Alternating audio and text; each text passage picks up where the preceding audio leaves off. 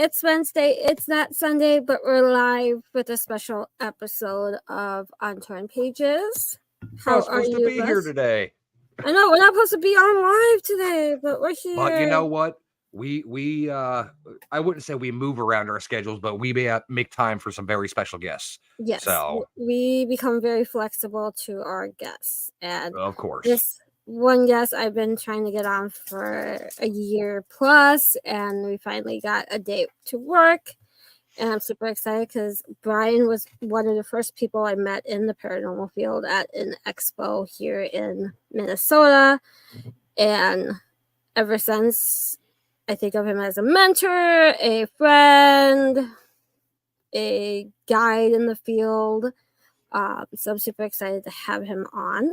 It is Mr. Brian Cano of his latest book, Grains of Sand, and he's been on several shows, Paranormal Caught on Camera, and Unexplained,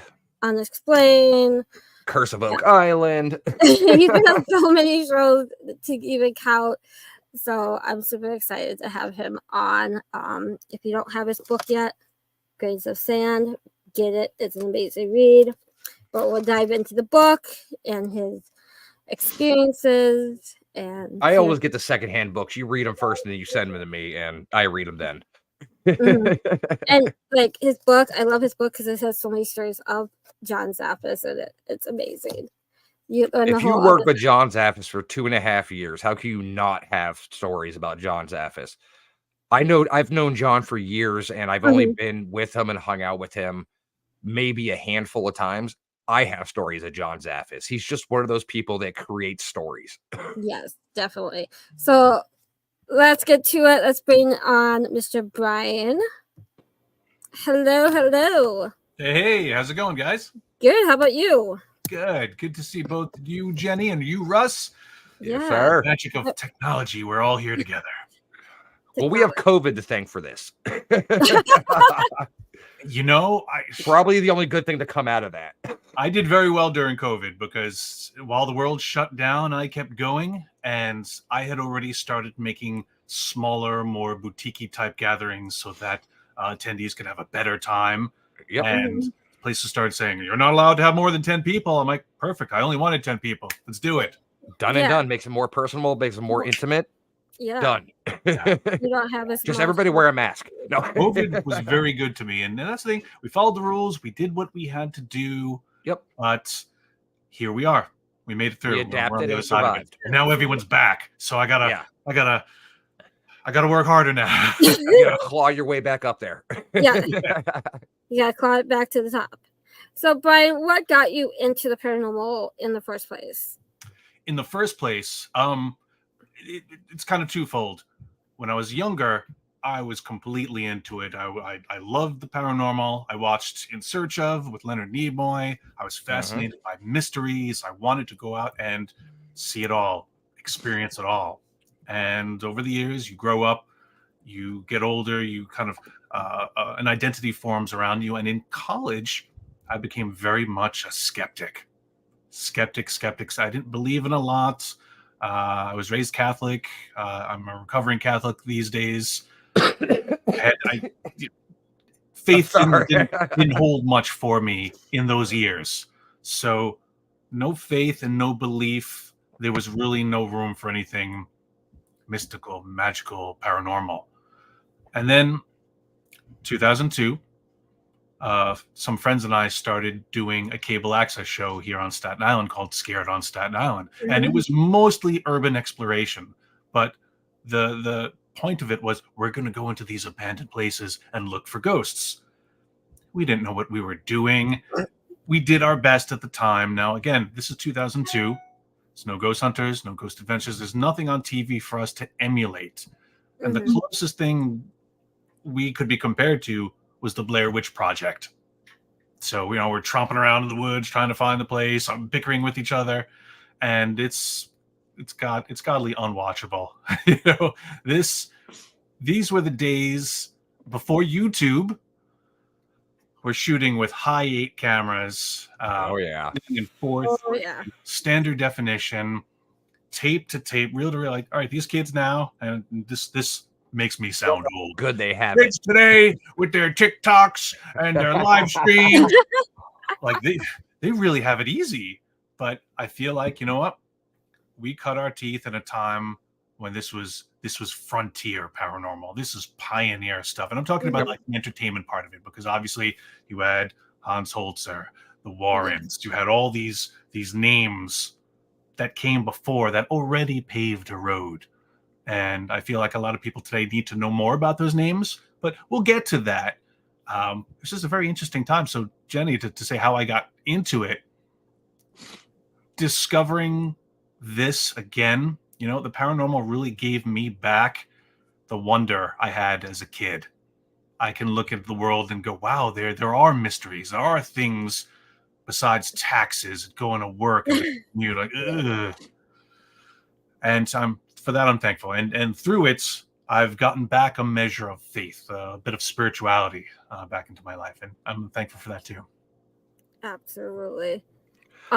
That's great. Because Brian, like I said, I started back in 97. Nice. And, you know, this year will be, I think, my 27th year that I've been investigating. And I agree with you right there. Like Hi8 tapes, we had the cassette recorders, we're using baby powders and bells tied to strings. Like, see, at least in an abandoned place, baby powder, you set it and forget it. Now you're in a house, baby powder. How hard is that to clean up? Yeah. Right. Oh yeah. How hard is that to clean up? And many locations won't even let you use it anymore. Nope. Nope. Unless you got a film crew with you, you got some PAs to do. Unless you got people that you got somebody back there with a checkbook going, I'm paying for cleaning services. No. Here's your check. Here's your money. We'll clean it up. But I think I met you. Oh, I want to say 2010, 2011. Was that Shooting Star Casino? Mm-hmm. Okay. Yep, with Johnny and the team. That was I remember going to that one because we landed. I think we landed in Fargo. We had to take this long trip in the middle of the night, in the middle of nowhere. I think it was overcast. It was just weird. I'm like, where are they taking us? And we get to this beacon, this shiny casino, and it was in the middle of nowhere. In the middle of nowhere, as casinos are, and it was a fun weekend. And again, for me, at that time, 2010. All right, I'd been in this for 8 years, so to be rolling with the likes of Ziggity, and there were some other the big entertainment names that I was like, ooh, I felt like I made it. And for one reason or another, actually, I know the reason, and F that guy. I was never allowed to go back to that particular event because I got blocked by someone. So that was also my introduction to paradrama, apparently. But it was an awesome time, and meeting the people. And not only did I meet you, Jenny, this is a story I tell from time to time. It has no epilogue, so maybe it's going to come full circle one of these days. But do you remember the parties? Yes. And again, I'm not very familiar with Minnesota, but in this casino, when everyone was socializing and having a couple of drinks, there was a family, a First Nation family, just kind of hanging out. And literally, it must have been they were all there, all ages, all sizes, the elder, matron, the tall, younger guy, and they were all there.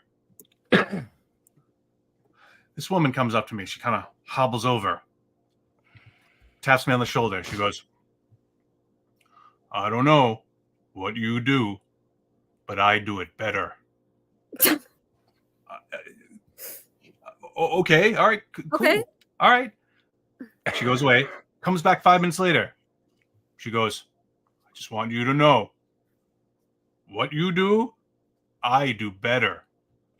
Yeah, okay. Yeah, I'm sure you do. I don't know what you do. You know what I do.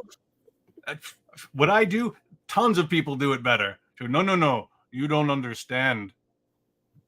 I do it better. And I'm looking at her drink and I'm thinking like, okay, what is she drinking? Give me some of that. And then it got into the whole, like, the rest of the family was glaring at me, and I don't know what I did, but apparently they got it in their head that I was too Hollywood to say hello to their daughter. And I'm like, flabbergasted, because I didn't know the daughter wanted to talk to me. And look around, there's so many of the other people around on TV. Yeah. I'm just Brian from Scared. I don't know what's going on, but they said, "Oh, you're too big shot to talk to our daughter over there." I'm like, I'll say hi. How are you? Mm-hmm. Is this like a weird Minnesota pact? Are we married now? Yeah. There were some interesting people who went to that event for sure. Yeah. That's actually happened to me at events where like it's been so crowded and I've just walked past somebody and I'd be sitting at my table and I just get like these side glares and I'm like, what did I? They're like, oh, you can't even say hi. And I was like, what? Like, in what, a group of 30 people? See, I do that too. And Jenny, you know this. When I get to a location, other people, they will take 2 hours to get to their table because they got to say hi to everyone along the way. I'm the exact opposite. I'm like, look, I got to get to my table. I got to set up. Then I'll say hello and I'll make your rounds. Yep. Especially if I'm hired. This is a business. I'm here to do a job. Let me show up. Let me be professional. And believe me, I love all you guys. I'll say hi in a little bit, but I got to get to my table. Yep. Mm-hmm. Got to get it set up, pleasantries, or for after business is done and everything's good to go. Yeah. Yeah. So I hear a little rumor that you're going to be at Michigan this year. Is that true? That is true. Apparently, the past few years I've done all right. So I will be returning. Yeah. Looking forward to it. Speaking of casinos in the middle of nowhere. Yeah, right. I feel like all the Paracons that happen at the casino is in the middle of nowhere. But you know, you can't get like food delivery if the food suck at the casino. But I think those are the best because we take over. We like at that time up in the Upers, that casino is ours. Whatever the name of it is, forget it. It is now Michigan Paracon Casino. Yeah. Yep. It'll be interesting. I'm honestly surprised Jenny hasn't tried to fly me out for that one yet. I would, but the hotel rooms are god awful expensive for us. Unless you want to go sleep out in the tent, I can do that. Hey, I'm not above camping outdoors, but you know what? A cot doesn't bother me. If they don't get the hotel rooms open, people are going to be sleeping out in the tent area. Outside. I've seen some benches out by the locks. You'll have a nice view. You'll be able to see Canada. Oh, yeah. Canada. Yeah. When is it? August. August 20. Okay, so decent weather in the up UP. It depends if it's not raining. We've gotten lucky. I feel like the past couple of years, it's been ideal. Yeah. It's August 21st through the 24th with Wednesday night kickoff. You notice it keeps creeping on earlier in the week. And then people get there early to be there. And then they're like, well, because everyone's here, let's extend it a day. Soon it's going to be, all right, it starts on Monday, get there Sunday. And ends on Sunday. Or ends on Monday. I introduced Jenny to the Gettysburg Battlefield Bash last year. And that's how it was when it first started. It was like, all right, everybody show up on Friday, set up for your tables on Saturday. We do a one-day event. Everybody leaves on Sunday. Couple years went by, they did it that way. That was starting to get bigger and bigger, and now they're like, okay, event starting on Friday is going to run Friday, Saturday, Sunday. So get there on Friday, set up, because it's, of course, Friday's not really a huge day for conventions unless you're like dedicated and taking the day off work and everything like that. Now it's like everybody's getting in, and they're like, okay, everybody's getting in Thursday night. We're setting up Friday morning. We'll be full swing Friday morning, and then a lot of people are doing Wednesday night, Thursday night, Friday night, Saturday night, Sunday night, and leaving Monday. And it's like, it's constantly something. Well, it's social because this is when we get to see our people. When we get to catch up and see each other again. And it's like, well, sometimes, and for me, I fly in, I do the thing, I fly out, and I feel like, I just got here. I'm not ready to leave yet. Yeah. And especially like Michigan, if you have to fly in, you're often like fly in a day early but then you have flight delays out of Detroit and get stuck at Detroit for 1 or 2 days. That And happened to then me you're last late. year, but that was the first time. Usually I was the one who got through fine and everyone else had delays. Issues, So I'm yeah. hanging out with Dustin Perry too much, so some of his bad travel luck is rubbing off on me. Hey, I have to say he did not have any delays last weekend flying into Michigan for polygraphs for pooches. He was on time. He had no delays getting there or Until on the way home. back. No, No, he had on the no. way back, he got delayed because the plane iced over. Oh, did he get delayed on the way home? He sat for 2 hours on the tarmac while he de-iced the plane. Well, I there's think he's news. fine. Dustin Perry gets delayed. Call Yeah. the press. Call the press, right? And I asked him last week, I'm like, so for your like haunted tour coming up, your lecture tour, are you flying every day? And he goes, no, they're driving me. They better everywhere. rent that boy a van They or are. a truck with his face on it, and you like a muscle on the side that says D Perry, because he's not allowed to go on planes anymore. Yeah, that's what I I'm told him. wondering- Like, you should just follow Steve and just drive everywhere you go. You might get there a little faster. I'm honestly wondering if airlines are starting to give Dustin a like checking off the tickets, like, okay, luggage fee, luggage fee, luggage fee. Okay, delayed plane discount. We'll fly that to your ticket. There needs to be first class, business class, coach, but up in the front of the plane there needs to be just one seat, and that's just the Dustin Perry reserved "We're sorry" seat. Just we're that's sorry. yours. We're And if he's For not on the sure. plane, it's empty. It stays empty. You just like, okay, can I sit there? No, that's for Dustin Perry. It's kind of like a remembrance seat. Like if he's not there, he's still there. Pour out a little of your drink. Right. So I think the last time I saw you was actually when you did a presentation at the Oliver House. Okay. Back in 2021 maybe. See, during COVID, 2020, I was killing something it, like that. killing it during COVID. Well, the only reason is I'm 20 minutes away from the Oliver House, and Christy reached out on Facebook saying you had just done an event the night before, and she needed help moving all the furniture and everything back in. So my wife and I came out, and we actually helped you guys load up your van and get everything from your presentation and everything. This must have been the museum. There was Yes. a lot. There's a lot. It's only grown since then. I can imagine. I've seen pictures of it and everything. Are you doing anything local around the Mass area? I've done Massachusetts already, so the goal is to get it to all 50 states. So Okay. pretty much, with the exception of Maine, New England, done Done. them Okay. all. That being said, if there was demand, I would love to do second showings in various states and areas. But I'm a completist. I grew up, born in the 70s, grew up in the 80s. I have collect them all permanently etched into my DNA. So I've got to get to all 50 states. Once you start it, you got to finish it. I have to finish it, and then to all the countries, and then to the moon. I got. Hey, why not? Going. Definitely. You have to come back to Minnesota. I'll take you to a couple of cool locations. I would love to come back to Minnesota. I mean, again, need it for the exhibit. I got to check that state off the list. And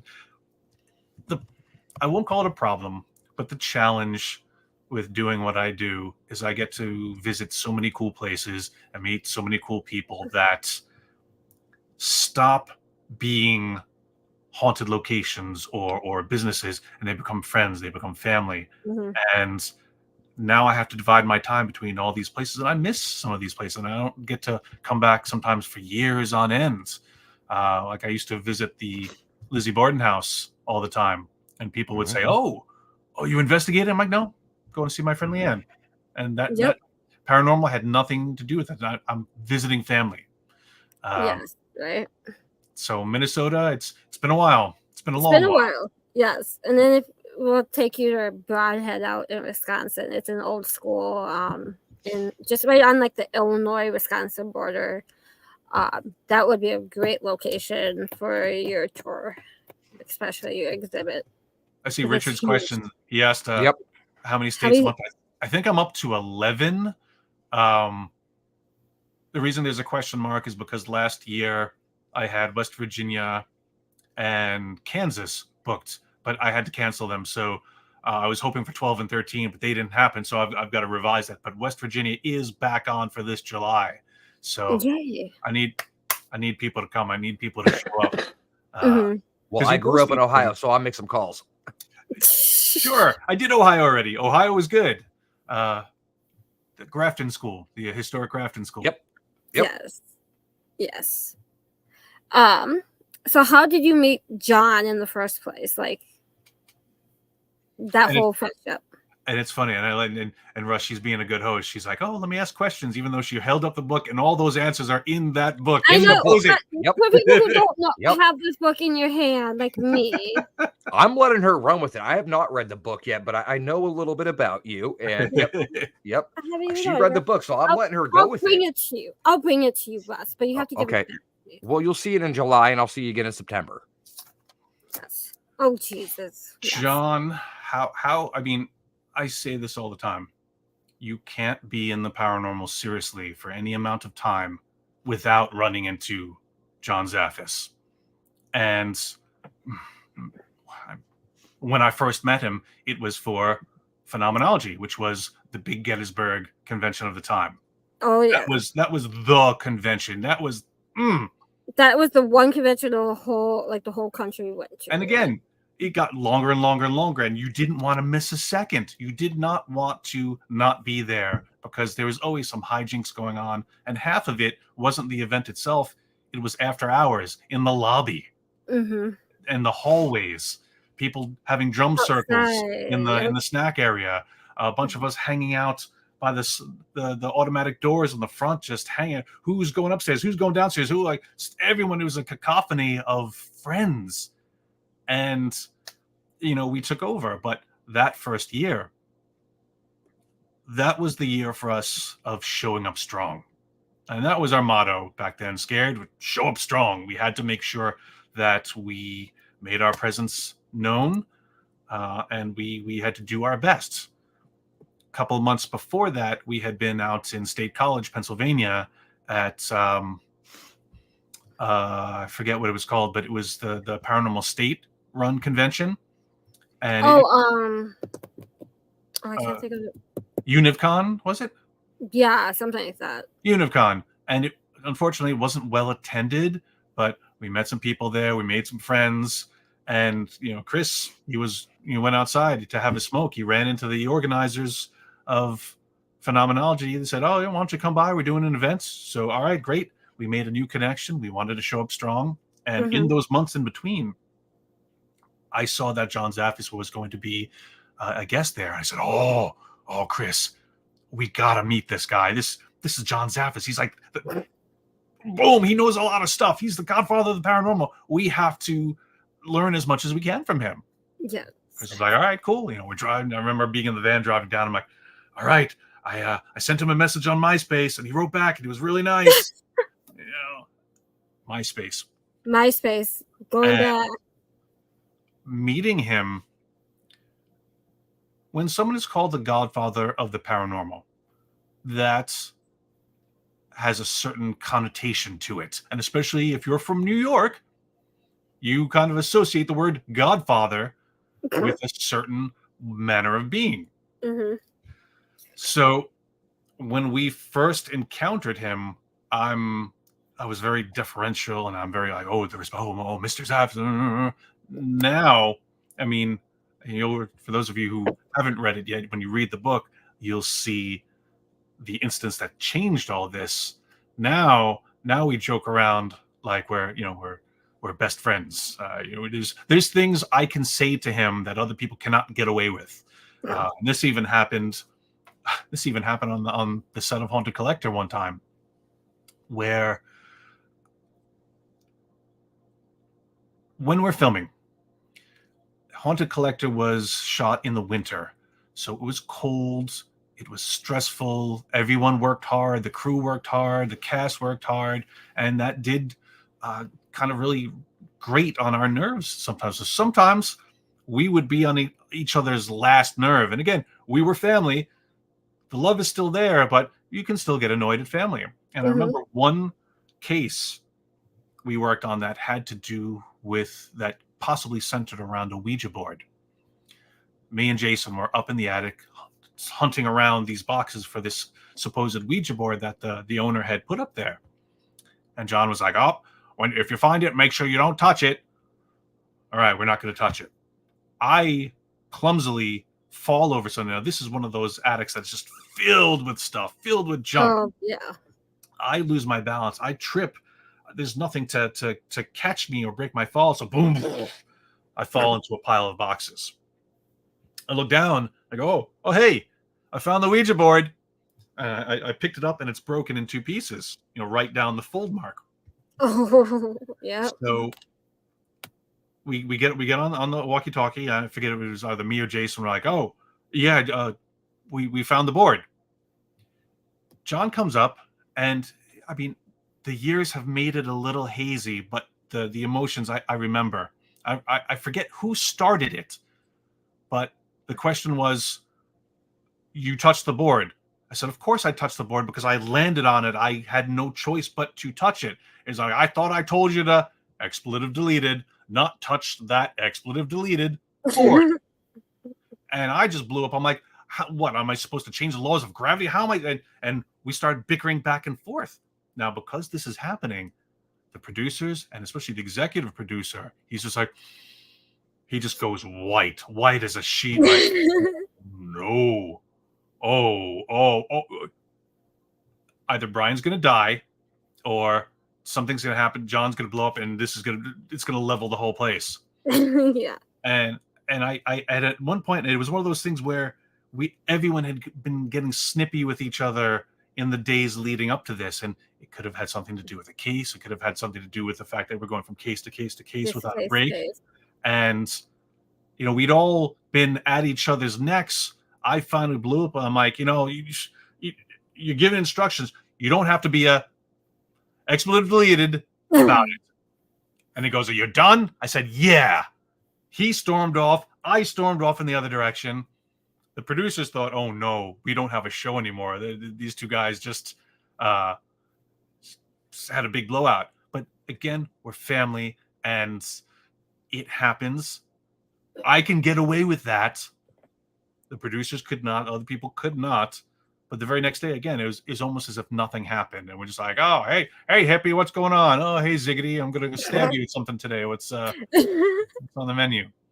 But I always remember that because, again, like the casino, it showed me that, all right, I've arrived to a point. I've proven myself to this man that I have my strengths. I have my faults. He sees that. He knows that. And both of us were in the wrong in measures.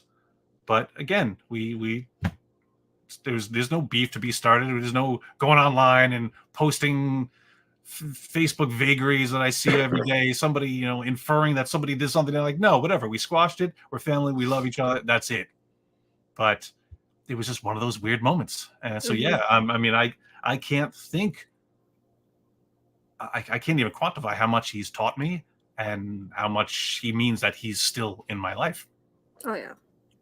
That's how I feel, like, with him especially. And that's not in the book. So I figured if I'm going to tell a tale, I'm going to tell one that you cannot not read. In the book. Yeah, that's not in the book. You have to be listening to hear that story. Joshua got some BTS things going on here. Korean K-pop group? Behind the scenes. Come on. Come on. Do you think Ouija boards are dangerous? I do not think they are inherently dangerous, no. I think what you do with them can be dangerous, very much like a gun. Is a gun dangerous? No. You put bullets in it and are careless with it? Yes. Definitely. That answer was short. It's short, simple, to the point. What you do with it is what can cause it. It's all based off intention. Right. Yep. Yeah. I mean, again, there's people who still use it on investigations just to make contact. And again, it's not the board. You can make a Ouija board out of this piece of paper. I could just draw a bunch of stuff and connect on it. I mean, I personally don't use it because I'm not comfortable with allowing spirit to use me as a go-between. I'm fine letting devices make that connection for me, or asking it to interact with something in the environment, but I'm not comfortable with the de facto permission that's required to operate one. Mm-hmm. Richie B asks, have you ever been or heard of the Bridgewater Triangle? Richie B, yes, I have. I remember standing on a sonnet ledge and thinking, wow, it's not a long way down, but it's a scary way down. And I don't want to be the next urban myth about some idiot who came here and hopped off. But yes, profile rock, look for puckwudgies. There's a chapter of it in my video, The Paranormal Investigators Casebook Volume 1. Awesome. And then he asked, have you ever had a cryptid sighting? Because he's very into Bigfoot, so I have a feeling that's where that's leading to. Not that I'm aware of. You know, when you go into a forest, sometimes we have this conceit that, oh, we're in nature and we're enjoying it and we're alone. We're not alone. The inhabitants of the forest, the denizens, all the things that we do know of. And then there's the things we don't know of that could be looking at us, watching us, wondering, when are these humans going to get out of here? Battle. As far as cryptids, of the 3 areas of the paranormal, ghosts and spirits, ufology, cryptozoology, that is the area I am the least experienced in. I keep telling my Bigfoot buddies, I'm like, hey, take me squatching. I want to experience some of this. But at the same time, I have the highest level of skepticism in it. For Paranormal Caught on Camera, actually, for this, I'm filming an episode tomorrow. And I'm watching a video, and I'm just like, I don't know. You're like, But then some of them, I'm like, I don't know. Because, some of them can be very convincing. And others, I'm like, yeah, I don't know what you think you're seeing. But I find it fascinating. Fishing wire. I find Bigfoot fascinating because the way we think about him has changed over the decades. Instead of just being a lost animal, a species of primitive, now people think, well, maybe he's interdimensional. That implies a lot of different things. He could be an extraterrestrial. He could be, it's not just hairy ape-like thing that doesn't have intelligence that we need to find. They could be the enlightened aliens that are observing us, and every now and then gets caught on camera, and they're like, oh, Daryl, you did it again, right? Oh, sorry, the humans got a picture of me. Did you remember to hunch over and walk like a simian? Yeah, I did that. All right, we should be good for another couple months. Mm-hmm. All I remember listening to you say that, all I remember is the movie Harry and the Hendersons. I never saw that. Really, it is such a good movie. Is it? Okay. John Lithgow. Oh yeah, I'll have to put on the movie. I've been doing an 80s movie rewind because there's a lot of iconic films that I've never seen that I'm going back and I'm like, all right, I gotta check them off the list. I'll put that on there. Because once you start a list, you have to finish it. Yes. I have to finish it. Yeah. Especially there's movies that I didn't see. I never saw St. Elmo's Fire. I never saw The Big Chill. I never saw, and I'm going to watch these movies, and it's weird because looking at them 40 years later, I'm thinking, perfect example, Top Gun. I saw Top Gun. I watched it again recently to remind myself what happened so I could watch Top Gun Maverick. And objectively, Top Gun is horrible. The script is stupid. The dialogue is dumb. There's no connection, but the music is cool and the jets are awesome. So and it was iconic in the 80s. Super iconic. But as a movie, I'm like, this is so stupid. Going back and watching, I find some of these movies I'm not connecting with. But the ones that I watched in the 80s that I connected with at the time are classics, and I love them, and I could watch them over and over. So I feel like the people of today who watch films of today, and we look at it and we're like, oh, why'd they remake that? That's stupid. That's dumb. But they love it because it's their time. Yep. Well, look at. Please tell me you have at least seen The Breakfast Club. Oh, well, that's a classic that holds up. Okay. Oh my God, yes. You could even say with the Ghostbusters series, it was made so long ago, and now they're just adding new ones, and the whole younger kids now are watching the new ones, and now going back to the first couple and watching the originals. I find for the things that we love, we can make excuses for. I mean, Ghostbusters 2, not a great movie, but it's got moments. And when it comes on cable, they always run Ghostbusters 2. You watch the first one, you're like, that was awesome. I'm only going to watch the first 5 minutes of Ghostbusters 2. But then 10 minutes in, half an hour in, like the moments and the lines, it's just good to see them again. You end up, the credits are rolling. You're like, wow, I watched the whole thing. I didn't mean to, but all right, there I am. Yeah, definitely.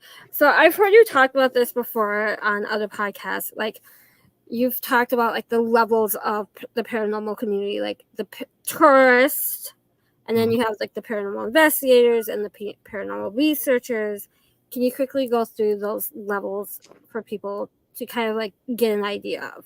Look at Jenny doing her homework. Look at this. And where you think you are in that spectrum. Well, I'm glad you brought this up because this is very important. And for those of you guys watching and listening, and for those of you who tune in later, well, if you're watching this on Facebook, it's incredibly relevant. If it's on YouTube or wherever else, it's still, you'll find so many people out there referring to the field. Yeah. Oh, I'm mad at the field. There's too many people in the field. They're not doing it right. The field. It's like Goodwill Hunting. The field's middle. No. If you're worrying about the field, most likely you're not in it. I'm barely in the field. There's paranormal entertainment, there's academia, and then there's all kind of these other people. And I've noticed over the years, and I've de-stressed a lot because of this realization that anyone in the field, we got to stop calling it that because there's a lot of people who really aren't in the field. What does the field imply? You've got a goal, you're trying to do something, you're trying to advance the field. If you're doing TikTok videos and doing collabs, I hate that word, and you're just running around in the dark, like, hey, look at us, you're not in the field. That's what, I mean, I used to do that back in the day of Scared on Staten Island. Was I in the field then? No, I was not. But to get to what you were bringing up, I've divided into 3 categories. Of the paranormal community, better word, the majority of people in the community are tourists. And there's nothing wrong with being a tourist. Sometimes that's used as a derogatory term, like, oh, you're just a tourist. We're a capitalist society. We need tourists. I've got events that I'm running. I need people to come to those events. Neverstopsearching.com. Get your tickets. We need tourists because, again, these are people who are curious. Maybe they've seen something on TV. They want to have a scare on a weekend, on a hunt, but they're not going to do anything with it. And there's nothing wrong with that. We were just talking about movies. You can go see a movie. Doesn't mean you have to run home and start writing one. Yeah. Not everyone is in the film industry, nor should we be. All right. Then you have the investigators. These are your black shirts, your people who spend a lot of time and money and efforts to gather to identify themselves as this group or that group, or even if they're individuals that are out there doing. And sometimes they do private cases. Sometimes they do just public hunts. Some of them run events, some of them don't. But your investigators are the people who take this more seriously than the tourists. But I've noticed that they don't really do anything with all this knowledge. They're running around, they're going, they're doing, they're representing. But I'm like, well, what are you doing with that knowledge? All right, they're not doing anything with it. There's nothing wrong with that. It's for themselves. Cool. The very small sliver of the community are the researchers. I put myself in that category because after all this time, I feel there was this evolution. That's what I wanted to do. I want to affect change. I mean, Jenny, you've seen any of the events I do. It's a teaching course, an educational display. I'm always trying to pass this knowledge back. If I get it, I'm like, wow, that's cool. Here, you might find this interesting. I do, and I teach. So for me, the research part of it is it's not just enough to monkey see, monkey do, mimic what's on TV. I'm going to look at it, deconstruct it, and try to say, how could we make this better? and then give it to you and say, here, I made the mistakes. I spent a lot of time worrying about things that are not important, but you don't have to. Here's what I know. Skip over that step. And then together we can all rise a lot faster. And what I found, you can't always teach that. People are going to want to do what they're going to want to do. People I've taught, I find them willfully making just bonehead moves and mistakes. I'm like, well, you know what? Sometimes you just have to go through it. They're in that phase. But now that I've stepped back and I've looked and I understand that there are different categories of people. All right, you go. All right, say this Friday, we all go to an event at the Oliver House and say there's 20 people there. All right, by my math, 15 of them are going to be tourists. Maybe 4 could be investigators, and one of them will be a really serious researcher who wants to write a paper, who wants to maybe craft some gear. I can't get mad at the tourists that they don't know what they're doing. I can't get mad at that. Like, and we've all done it. We've gotten mad because they don't know, or they're not being as serious as we think they should be. And that's like going to Great Adventure and saying, don't have fun on the roller coaster. That's why they're there. And that's why I think everyone needs to know what their goals are, know what they're doing. And for the love of God, stop calling it the field. You could be an enthusiast about something. Hey, cool. Unless you're writing academic papers on it that are prepared to be peer reviewed and then reinterpreted. Use the word lightly. Yeah. See, even when we were talking backstage, I used the word community instead of field because I view it as a community. It is.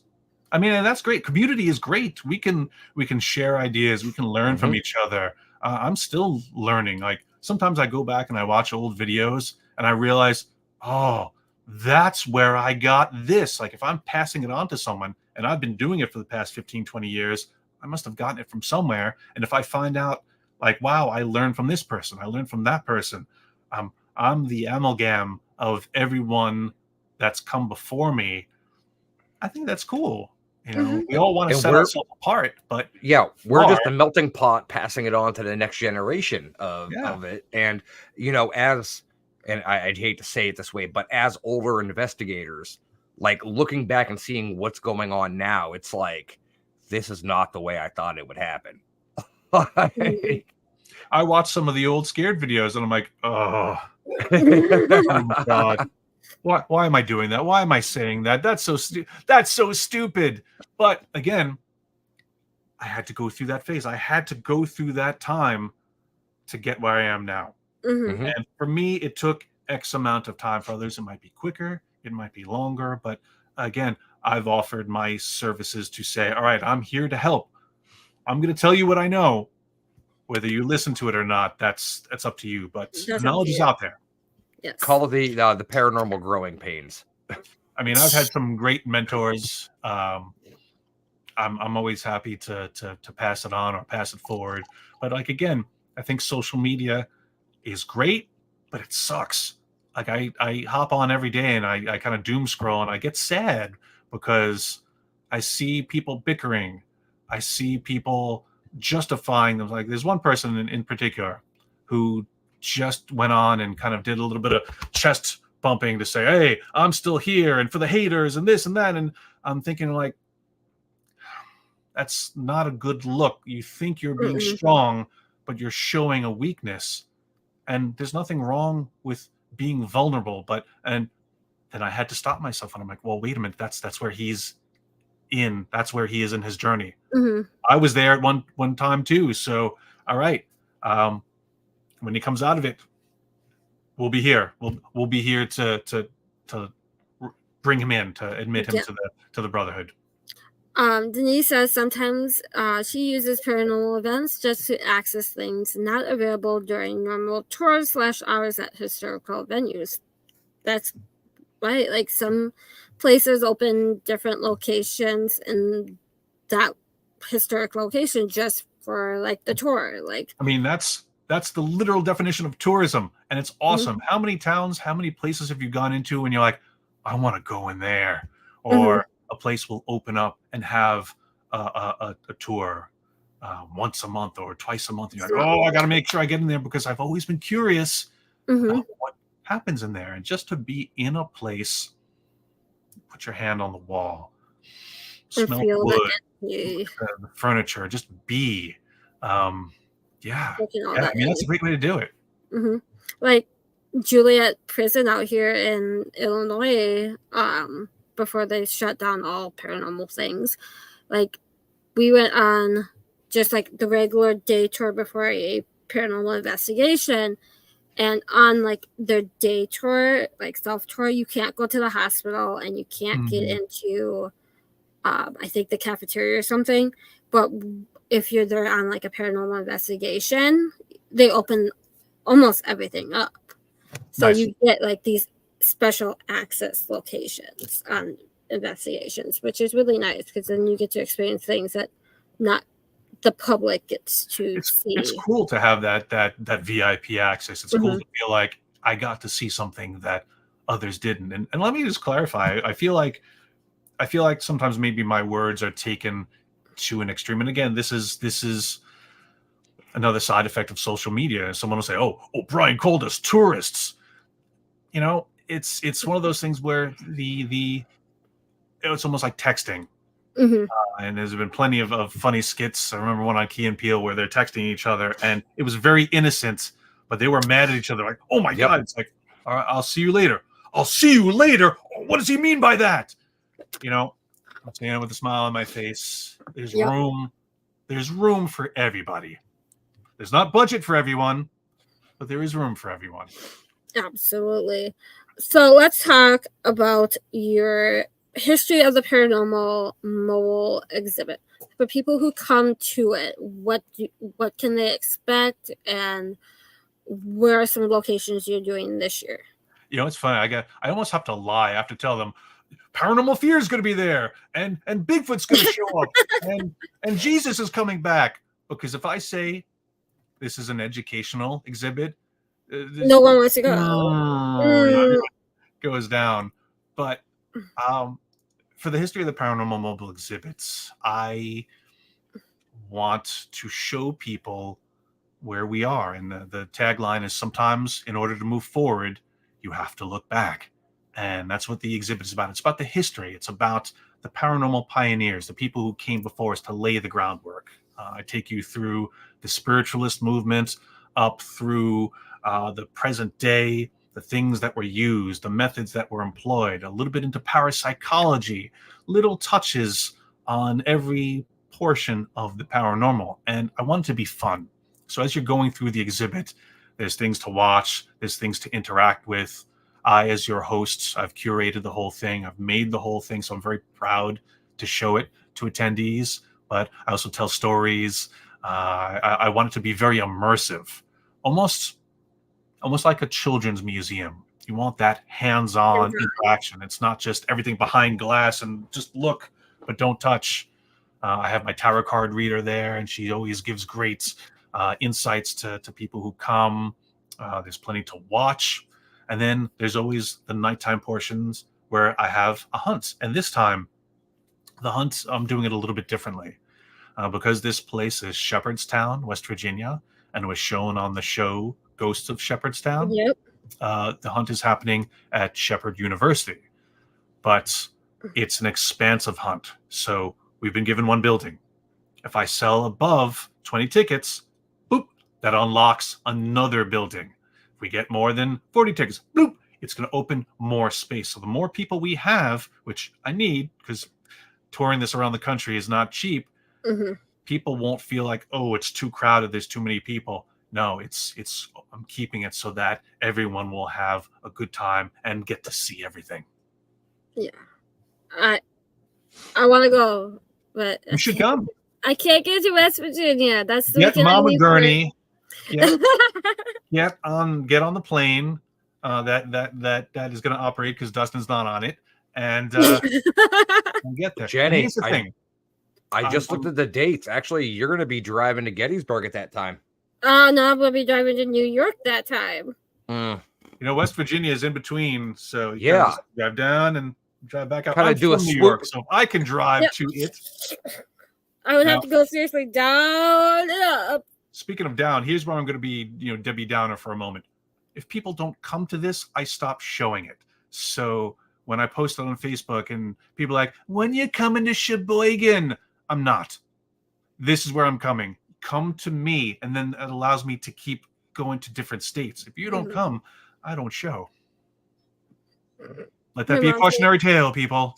My mom says, wait, she already has this book crazy. You do, Jenny. You need to slow down and give Bonnie some rest. Hey, I can have Chris take me places now, so we're good. Here's a good question for you, Brian. What are your thoughts on the AI and these people who exploit it in the paranormal, let alone a host of other jobs? Do you think it's going to be a downfall? And have you ever had a UFO experience? All right, this is like two separate questions. It is. My thoughts on AI. I there's areas I like it. I love it in Photoshop. I love it doing creative things. I mean, it's allowed me to. All right, Jenny put on the picture of the 3 pillars before. It's allowed me to make new cards with people that don't exist because, again, I only have so many photos of me and Chris on the job doing what we do, and I needed to freshen up. Like, all right, this old looking reel to reel, that's AI. That does not exist. Nothing like this has ever actually sat on a desk in the real world. So I think for creative things, AI is fun. There's a lot of playing around we could do with it. There is a danger to it though, depending on how it's used, why it's used. We're in an election year, so we're going to see it used in some bad ways, whichever side you're on. The fact that there has to be signs and it's going to be weaponized, I'm not looking forward to that. I'm not sure what he meant in the question about people using it for things in the jobs. Perhaps if you could clarify. He just said, let alone a host of other jobs don't want to save fields. So I would assume he would mean like bigger corporations and things like that. I guess it depends. I mean, I'm a big believer in let humans do. I don't want AI writing something for me. Like I wouldn't want AI to write my book. I want to write my book. I don't think that AI, and this is why we had a big writers and actors strike this last year, because AI was in danger of taking over. And again, I've done background acting. I was in the 2016 Ghostbusters as a background actor, along with thousands of other people sitting in that theater scene. Now, they could have eliminated all of us and just used AI to CGI fill in that audience. And I've seen some examples where, in the background of things, you're paying attention to the main characters, but in the background, there's like a sketchy looking character that if you really look, oh, that's AI.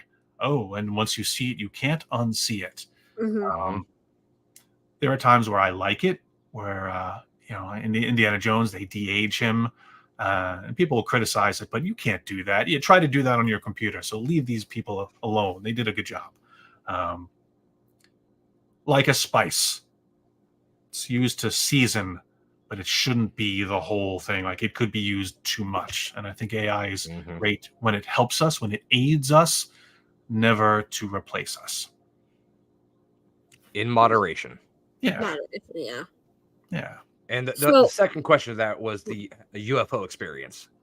Not yet. I've been getting more into ufology. I just recently had this awesome interview with Jack Hughes of Wang Chung, and I'm a big 80s music junkie, and I don't think you've ever been with me on any of my hunts lately, but for years, whenever I start an event or I start something, I'm like, all right, guys, we're going to have fun tonight. Guys, we're going to Wang Chung tonight. And to be able to talk to this guy, he's big into UFOs also. We had this 90-minute conversation about everything that came into our mind UFO-wise. And even then, I had to cut it off and say, we could be talking about this for the next 2 days. I'm looking up more. I'm looking into the sky. I've been digging into things like the Project Serpo. I've been out to Area 51. I don't believe I've had a UFO experience as far as a craft. If we're going to talk about extraterrestrials, we could be seeing them every day and not know it. Yeah. I really do believe. And that's the thing. All right, getting back to Bigfoot. Maybe Bigfoot is an extraterrestrial. And people who cite him, see, I've talked to Ronnie, Expedition Bigfoots, and now he's on Paranormal Caught on Camera. He's talked to me about how he sees them in his backyard, and he's out in Massachusetts. Mm-hmm. And he's like, oh, yeah, I've seen their cloaking ability. And we've had some good conversations about that. And I'm thinking, a creature that can cloak, that sounds pretty alien to me. So, yeah, who knows? Who knows what's going to happen? Maybe I'll see one tonight. Never know. So you have a couple good events coming up at White Hill Mansion. Can you talk about those a little bit for people who are out that way and might be interested in coming? This one's coming up. The Ostar is coming up quick. I felt like I wanted to lean into a little bit more of the Earth traditions, Earth religions, and I've been very techie, and I want to lean to, let's look into some of the old traditions of the change of the seasons. And the spring solstice is coming. That's Ostara. And the vernal equinox, which is Litha, is coming in June. At the end of this month, I'm running my Ostara event at White Hill Mansion. Unfortunately, it's a week plus past the solstice, but that's because someone else has the place booked that weekend. It's the day before Easter, so I kind of realized that after I booked it, but it's Saturday. Come hang out with me at White Hill for a celebration of the seasons. We're going to do things a little bit different. Yes, there will be investigation, but there's going to be some partying. There's going to be some celebration. We're going to have fun, bottom line. Yeah. When I saw that, I was like, that's kind of cool because it's bringing in like the pagan aspect and the earth changing the seasons into the paranormal. It's like meshing of the two. And again, I want to teach people about those things. So they're going to learn some. Don't tell anyone. They're going to learn some things. Me too. And in order for me to pass this on, I have to delve more into the topic because a lot of times there will be those who see that and go, oh, that's pagan. I don't mess with that. Meanwhile, there's elements of it in our everyday life. Our life. Halloween, everyone posts memes. Looking forward to Halloween. Guess what? Pagan. Pagan, yep. Yeah. Christmas. Understand it. Christmas. Pagan. Yep. Movie Dragnet. Pagan. People against goodness and normalcy. Yeah. Like my daughter was born one day after spring equinox. So she's a spring equinox baby. Nice. One day. Not even a day. And it's like if she had been born one day early, she could be a really spring equinox baby, but we still treat her as a spring equinox baby. So, but yeah, I saw that when you posted those. I was like, that's a kind of a newer idea in the community, like bringing the pagan holidays into it and teaching the community about that and doing paranormal. So. And unbeknownst to pretty much everyone, because there's no reason anyone would know, my book cover, the wraparound, the front and you turn it to the back, all right, that's the view from White Hill. I didn't even know that. Yeah, so that sunset is if you're looking at White Hill, well, actually, if you're floating above White Hill, because it was a drone shot, and you're looking out onto the water, that sunset is the sunset behind White Hill. That is awesome. I did not know that. So it's and again, it's a connection. Like I've been going back to White Hill recently. Like it took me a long time to get there, but now that I've gone there, there's a connection, and the caretakers are really cool. If I could keep going back, again, this connection is being forged, and sometimes I want to go there just to go there and not necessarily hunt or investigate. I just want to be. And I think Tara and Litha, that's going to be a step in the right direction. It's like, guys, let's not worry about the gadgets. Let's not worry about asking questions. Let's be. Be there. Yeah. Yeah. Yeah. Like last week I went to Eloise and just walked around. I was just immersing myself with the energy of the way to do it. didn't have the equipment. I had a camera taking pictures because that's the thing I do. I take pictures and change them, make them really cool. But I didn't have any equipment. I was just within the energy of Eloise, and we had a lot of paranormal experiences just during like the groove there from like 10 a.m. to like just before noon, and we were having a whole bunch of cool experiences. And I think this is part of it too, my desire to rewind a little bit as far as doing things in old methods. We criticize when people today are like, oh, everyone's face is always in their phones. Well, in the paranormal, we kind of are too, looking at our gadgets. Mm-hmm. Paranormal and the search for what happens to us when we die isn't a new thing. It's been pretty much since day one. And since those times, our cultures have been able to connect in these ways that I feel like we've lost. So if we can learn about our past, and again, it keeps going back to look back to move forward. If we look back and learn and understand why our ancestors did things and why these traditions evolved, maybe we could connect better ourselves without the need for the technology. And again, I'm a scientist at heart, so I want to measure and quantify so that I can enact some kind of hypothesis to theory to law. Again, in the field, research. But that being said, I want to see people, I want to put it back in their hands. Like, you don't need this device, or you don't need to go on a tour. You don't need to go to a haunted place per se to connect with spirit. And this is something that psychics are doing all the time. They're like, yeah, these ghost hunters are crazy. Just connect. Can't all do it easy. I mean, I can't. My cousin can. She's great at what she does. My cousin Lisa had. But I want to stretch those muscles a little more. Yeah. Joshua asked, what are your thoughts on Bobby Mackey's? What about it? I guess there's rumors that it's being torn down now. What? I just saw those posts. I mean, is it going to get renovated and are they going to move back into it? I don't know. What? So I read the new article. Yeah. Sorry, Jenny. Didn't mean to cut you off. No. The article I read actually just came out a couple days ago, and they have now since moved to a new location. They're going to completely level the original Bobby Mackey's and rebuild on top of it. Yeah. Okay. Yeah, because they were going to just remodel it, I guess, but contractors and something said it needs to be just taken all down.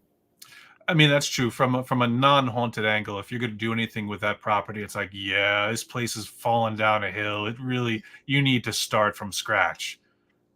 What does that mean for people in our circles? I guess that remains to be seen. I mean, to be honest, all right, I've been to Bobby Mackey's. I did not encounter any demons, nothing negative. I didn't get dragged into the 9th level of hell. I had a great time. I was with great people. Dude came out and sang his song like he does to every group. He comes out with a guitar and he's crooning away. We had people riding the bull. We danced. We laughed. We investigated. We probably all drank more than we should have. I had a great time. But that's the thing. I feel like that intent. Go.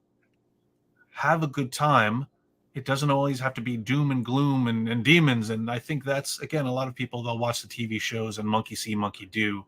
And assume that because that's what happened to them, that's the only experience you can have.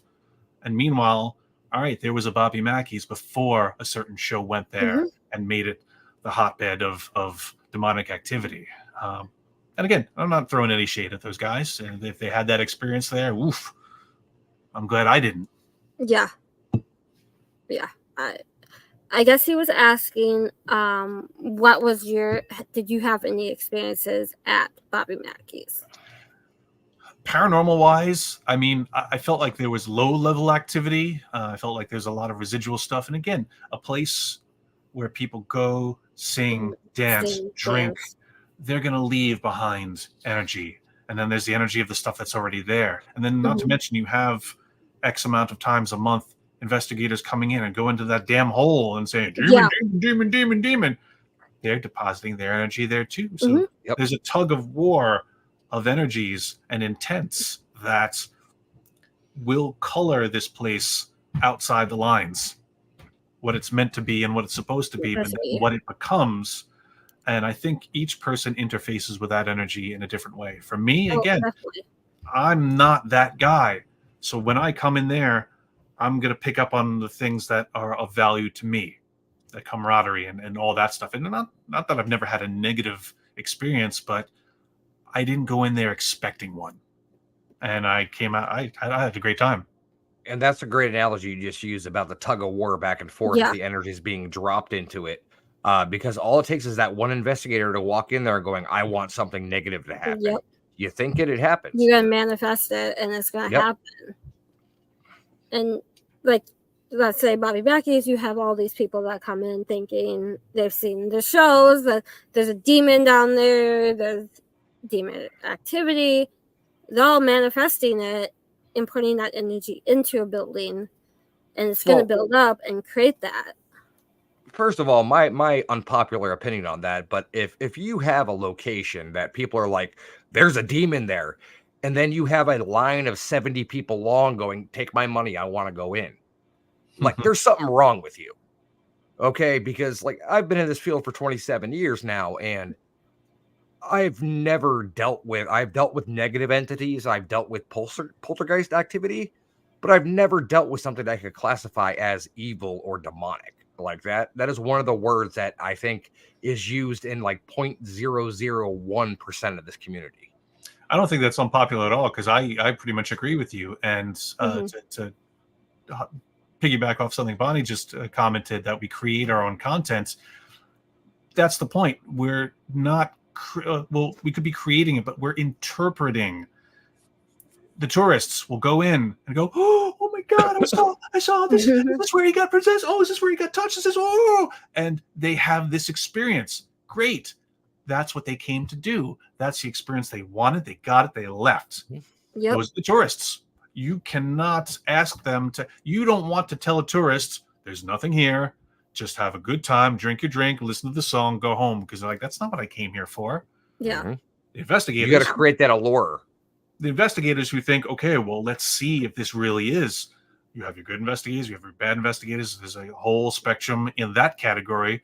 We get out what we get out from it. I went in there as a host and a researcher. So I wanted my patrons to have a good time. I didn't want any of them to get possessed. And to that effect, at the end of the event, we stood out in the car park and every one of them got smudged. Every single one of them, just in case. Yes, in case. That leads to a good question. How do you protect yourself while you're investigating? Poorly.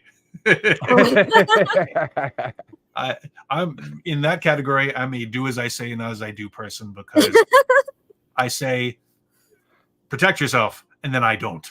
I'm also a stubborn New Yorker, so back in the day when we were doing Scared on Staten Island,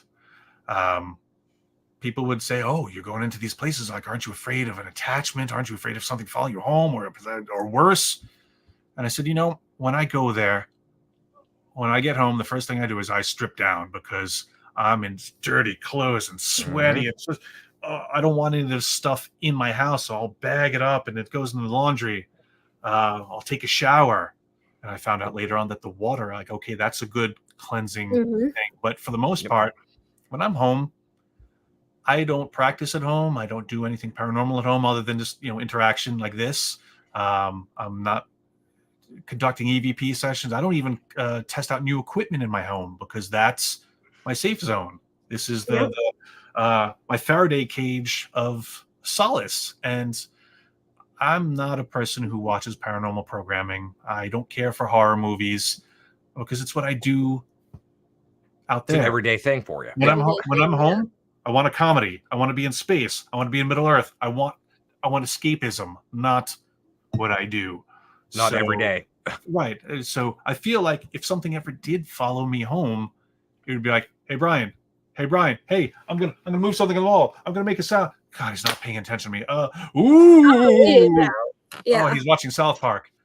You know what? I'm gonna go bother one of those tourists, because they'll get scared. So I felt like avoidance was my protection. Ignore it and it'll go away. And I can't say that's a good, I wouldn't advise that to anyone, but that's kind of how I did and do it. I mean, I'll wear like a St. Benedict medal. Sometimes I'll have a piece of hematite on me. Sometimes I'll have some touristy protection method. Because again, I'm not a person of faith. I'm not going to pray. I know there's people in the chat room who are like, "Oh, pray to Michael, he'll the armor of God." I'm like, yeah, but I don't believe it. So sure, I could say the words. If he wants to help me, he'll be like, that hypocrite. And that's the one thing I always say. It only goes as far as you believe in it. Yeah.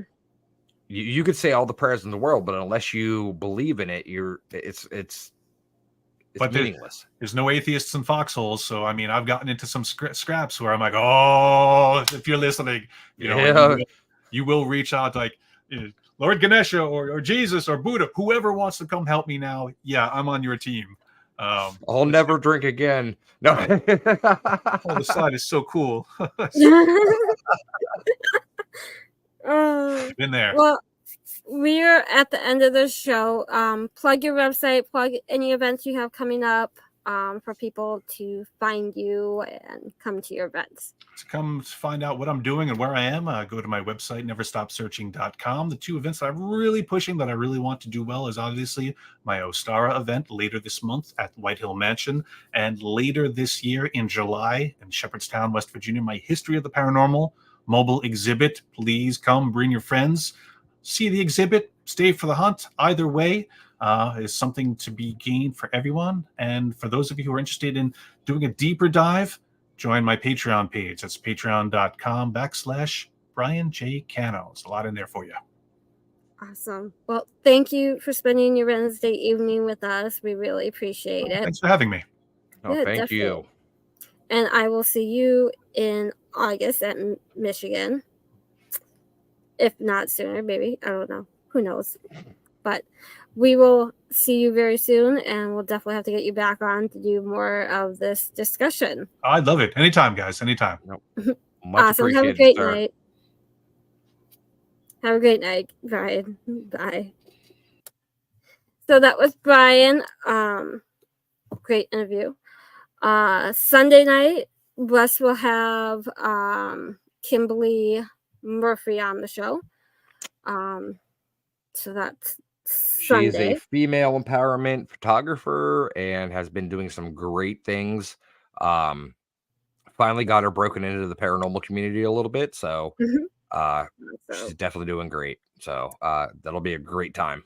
Yes, definitely. And then tomorrow night on Whispers Within, Candy will have Sarah from Get Haunted and talk about Reiki and the beneficial benefits of learning Reiki and using it. And then next Saturday, we have another special edition show. Ray of 28 Days Haunted will be coming on and talking with me and Russ. Like we said, we're flexible with our guests. If one day works better for them, that's not Sunday. We always try to. If Jenny's off work, we'll do an interview at 2 p.m. on a Tuesday. Oh, God. That's not. No, I'm at work at that time. Unless I get a special day, I'm off. During the week, I'm usually not off. This is my fourth show of the week, okay? Oh, Jesus. Well, let's just say once me and Russ get together at Gettysburg, we're nailing some people down to chairs and doing interviews with. Definitely. They're crazy busy, and I think Gettysburg might be the one chance that we get to have them like nail them down to a chair and do an interview. So I'm super excited for. But yeah, check us out on Sunday night and again next Saturday, and then we're off for Easter. Wow. And yeah. Wow. I mean, we're almost at the end of the month already. We're almost at the end of March already. Yep. Jesus. And guys, for everybody out there, we still have merchandise available: t-shirts, hoodies, anything you guys want.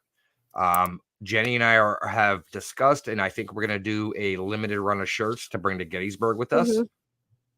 So they will be available for purchase there. You know what? We have all these costs outside of, providing entertainment for you guys. We have the cost of the StreamYard, merchandise, everything. So you know what, guys? help us out, buy some merch. You guys get something for helping us out, you know. So that'd be much appreciated. Yes, definitely. So we'll all see you guys on Sunday. Have a great evening, and we'll see you back on Sunday.